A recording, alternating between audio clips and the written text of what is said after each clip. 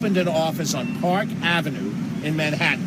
And the purpose of that office was to identify opportunities for economic development in Westchester County to attract businesses to Westchester County. The office was staffed in a manner in which was not known by the Board of Legislators, nor by the people of Westchester County, nor, I might add, you as the working press. The amount of money that was spent at that office is not clearly understood. And more importantly, the meetings that were held and the results of that effort were not clearly understood. This is opaque government, not transparent government. And this is money being spent by the people for, hopefully, economic development. In the meantime, we have organizations like the Westchester County Association and the Business Council of Westchester who are putting in yeoman effort to try to help us in economic development. And we decide that we're going to spend public money for an office in the heart of Manhattan that's going to do a job that can be best done by starting out here in Westchester. Ken Jenkins was chairman of the board during this period of time. He dealt with this issue, heading the legislative body, and I'd like for him to share his experience. We had this particular issue. Rob Astorino closed the Business Economic Development Office in Westchester County in order to ostensibly save money, and then opened up a new one in New York City 2 years later.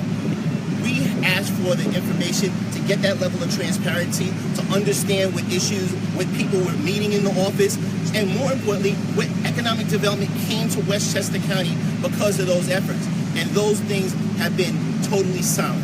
There's no way of us understanding, no way of even knowing who was meeting in the office. There has been no direct impact on the office.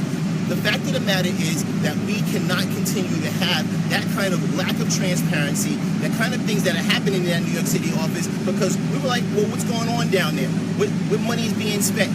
And the Board of Legislators asked those questions, and we did not get those answers.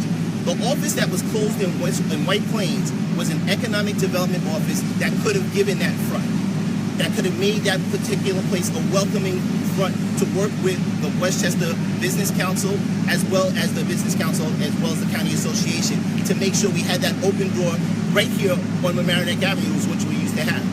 Rob Astorino closed it, said he was saving money, and then opened up a new one. There's no reason for that to happen. We need the list of individuals that came in. We need to see what kind of development actually happened, and more importantly, we need to see the value for Westchester County, which we know that there was none.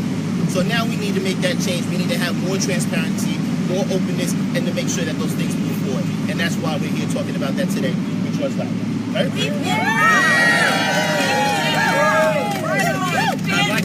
I'd like to introduce Mary Jane Shimsky, Westchester County legislator, who has served in this government alongside Ken Jenkins, trying to get this kind of accountability from the executive branch. Mary Jane.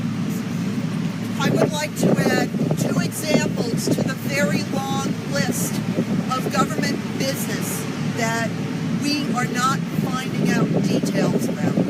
One of them is our capital projects. Our infrastructure is falling apart. We have $1.5 billion in approved projects that have not been done. Several years ago, we tried and succeeded in getting regular quarterly progress reports from various county departments. Those updates stopped in 2015. It's been more than 2 years since we've gotten updates. We've been repeatedly asking for them, and we're not getting them. This during budget season, trying to prey on our desperation to try to get a secret deal with bad terms and without enough information to weigh the merits of through the Board of Legislators. The Board of Legislators bipartisanly stopped that from happening. We are now having a more complete process that when a vendor is selected will be properly open to the public with lots of information on what the ramifications are. Rob Astorino tries to govern in secret, gives us things at the last minute, tries to push them through without anyone knowing why it's important to push them through, what the advantages, and more importantly, what the disadvantages are. We need to change that. That's why I've endorsed George Latimer.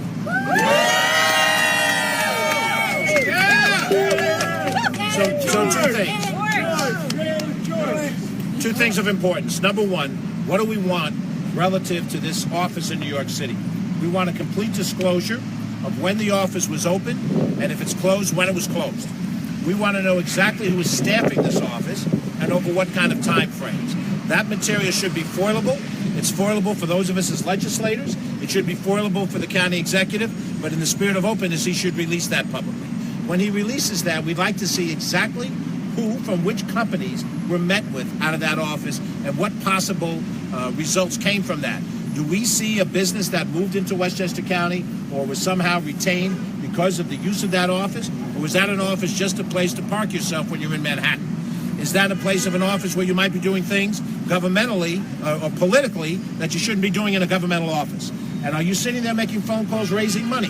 Because he's raised a heck of a lot of money, and that money didn't come from the sky, and it didn't come from individual people. It came from corporations that do business with this county. And in terms of transparency, every executive, the governor, the president, has a daily release of what their public schedule would be. I intend to do that as county executive. Rob Astorino should do that right now.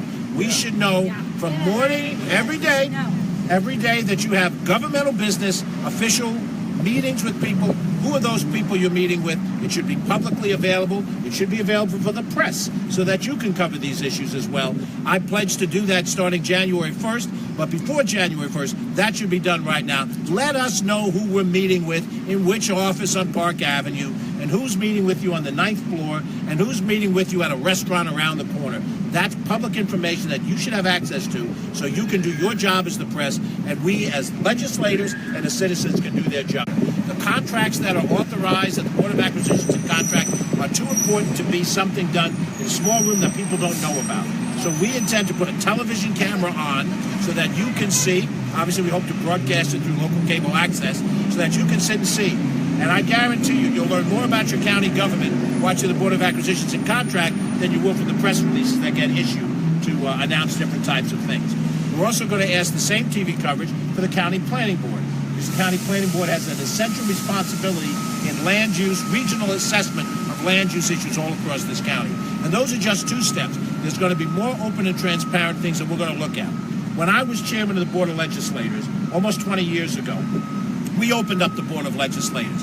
And through our predecessors, Lois Bronze, through Bill Ryan, Ken Jenkins, Mike Kaplowitz, who followed, we have public hearings when there's a discussion. You can come into the Board of Legislators. You can look at your legislator face to face and question them. You can get up and speak with citizens to be heard before those meetings. Those meetings are televised from gavel to gavel. That legislative openness has to be matched with executive openness. This has been a closed administration, but the next administration is going to be an open administration. That's what the people of Westchester. Anything you'd like to ask? Okay. Any questions you have for me or